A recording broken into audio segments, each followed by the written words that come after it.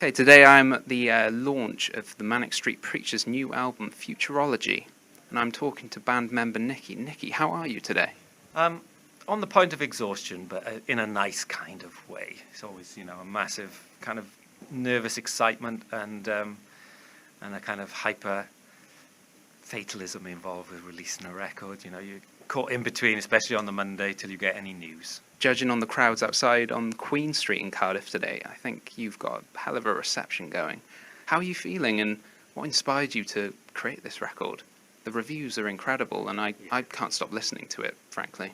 No, I mean, the reviews are extremely gratifying because a lot of writers I've grown up with and I really trust. Sometimes they'll criticize you, sometimes they'll tell you when you've done something that just kind of feels right. And I think we knew when we were recording it that all the touchstones, so much of the music that we loved growing up, from early Simple Minds and Cabaret Voltaire, and then obviously Noi and Kraftwerk, all the Germanic stuff, everything was coming together really naturally.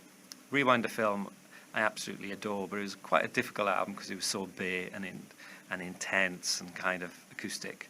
But this album was just us having fun as well. I think that comes across on the record. Absolutely, and I believe that you're inspired by a wealth of different themes that are running deep throughout the album. Could you share your thoughts on those? What are the main themes? What is the message you want to deliver for the future?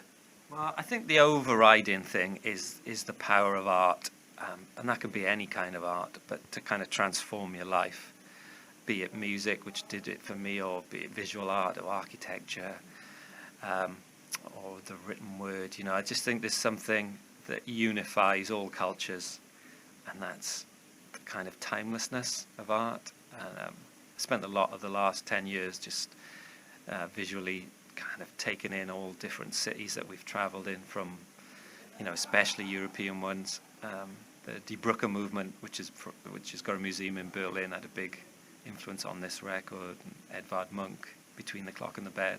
But we wanted to try and make all these kind of quite esoteric influences into something really uplifting and powerful and easy to grab. I don't think it's kind of overly pretentious, even though sometimes I sound pretentious.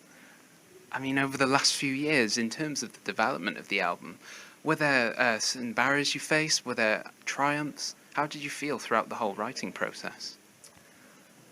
I think there was more doubt attached to Rewind the Film because it felt quite, like I said, much as we love it, it was quite unnatural. But with Futurology, apart from sort of the last 3 months when we just felt we had to have a lead-off track, which turned out to be Walk Me to the Bridge, that was the only thing we felt was missing. We felt that all the pulsing movement, the sense of motion, the sense of retrofuturism, we were really getting there with a mixture of Hansa and in Berlin and Cardiff.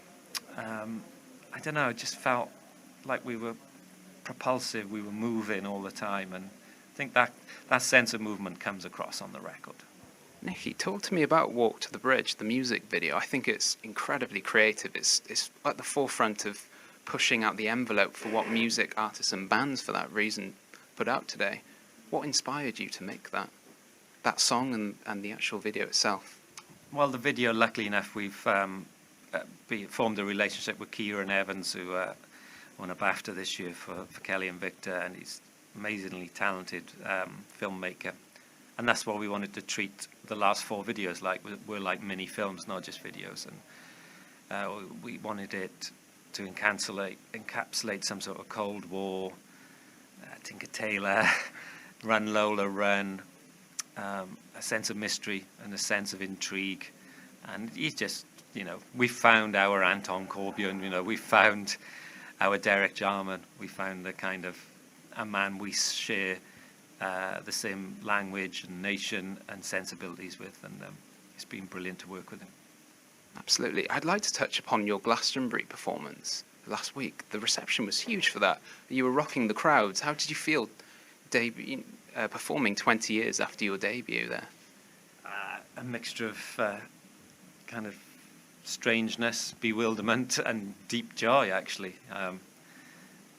I kind of felt a lot of power on stage. The gigs are always about crowds, let's face it. No matter how good you are sometimes, if the crowd's not with you, it's not the same. But the crowd carried us, and we carried them, and it's as good a Glastonbury as we've ever done, really.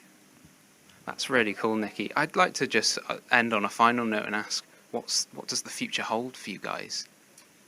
Well, apart from immense amount of work over the next couple of months, I think we feel comfortable that we can just maybe do a soundtrack with Kieran, or maybe do a film with Kieran or something. I don't think there'll be another Manics album for a while, because I think people need to catch up with all the music and all the lyrics. It's a lot to ask of people to keep, being so engaged. I think with this album you can tell whether it's on Twitter, whether it's in the press.